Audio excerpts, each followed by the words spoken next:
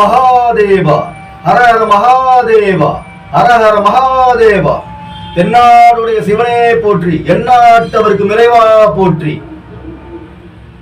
உலகில் புனிதமான ஆதியில் தோன்றிய இந்து சனாதன தர்மத்தின்படி இந்து ஆன்மீக வழிபாட்டில் போற்றி பாதுகாத்து வழிபட்டு வரும் ஆன்மீக சொந்தங்களுக்கும் ஆன்மீக அமைப்புகளின் தலைவர்களுக்கும் என் முதற்கண் வணக்கத்தை தெரிவித்துக் கொள்கிறேன்.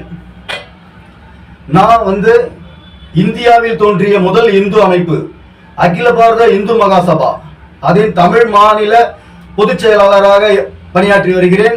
இந்த அகில பாரத இந்து மகாசபாவின் முதல் தேசிய தலைவராக வீர் சாவர்கர் அவர்களும் பல முன்னணி இந்து அமைப்பு தலைவர்கள் கோல்வாக்கர், தீன் தயாள் உபாத்யாயா, முரளி குருஜி அவர்கள், தமிழ்நாட்டில் பார்த்தீங்கன்னா வ. சிதம்பரம் பிள்ளை ஐயா, பொன் முத்துராமலிங்க தேவர் ஐயா அவர்கள் அனைவரும் இந்த அமைப்பில் இருந்து வீரியமாக செயல்பட்ட ஒரு அமைப்பு.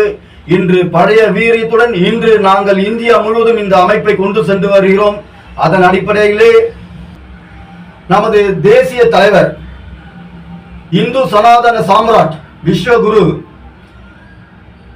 சுவாமி சக்கரபாணிஜி மகாராஜ் அவர்களின் தலைமையின் கீழ் 30வது மடாதிபதியாக திகழ்ந்து வருகிறார்.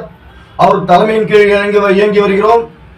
இங்கு தமிழ்நாட்டில் தேசிய செயலாளரும் தமிழக மாநில தலைவருமான மகா மண்டலேஸ்வர் சித்ரகுப்தாக்காராவின் மகா மண்டலேஸ்வர் சுவாமி ஸ்ரீராம் சித்ரகுப்த ஜி மகாராஜ் அவர்களின் தலைமையின் கீழ் இங்கு ஆன்மீக பணிகளை, ஆன்மீக தொண்டுகளை சிறப்பாக செய்து வருகிறோம். அதன் அடிப்படையில் இன்று உங்களிடம் நான் பேச வந்துள்ளது, இன்றைய காலகட்டத்தில் இந்துக்களுக்கு விரோதமாகவும் இந்து சனாதன தர்மத்தை ஒழித்து கட்டுவதற்காகவும் சில சீய இந்து விரோத சக்திகள் செயல்பட்டு வருகிறார்கள். இதையெல்லாம் முறியடிக்க வேண்டும். நாம் புனிதமான இந்து மதத்தை போற்றி பாதுகாக்கப்பட வேண்டுமானால் இந்துக்கள் அனைவரும் ஒன்றிணைய வேண்டும், ஒற்றுமைப்பட வேண்டும். இந்து அமைப்புகள் அனைத்தும் ஒற்றுமையுடன் செயல்பட்டு வர வேண்டும். இந்துக்களுக்கு எதிராக செயல்பட்டு வரும் தீய சக்திகளை ஒழிக்க போராட வேண்டும். அதன் அடிப்படையிலே இன்று ஐயா பொன் மாணிக்கவேல் ஐயா அவர்கள் தொடர்ந்து ஆன்மீக மாநாடுகளை நடத்தி வருகிறார். அதன் தஞ்சாவூர் மற்ற பல பகுதியில் நடந்து இப்போது தென்காசியில நடக்குது. அந்த மாநாட்டுக்கு எல்லாரும் இந்து அமைப்பு தலைவர்கள் அனைவரும் ஒன்றிணைந்து வர வேண்டும். இந்த மாநாட்டை மாபெரும் வெற்றி மாநாடாக நடத்தி இந்து தீய விரோத சக்திகளுக்கு ஒரு மிகப்பெரிய பாடத்தை புகட்ட வேண்டும்.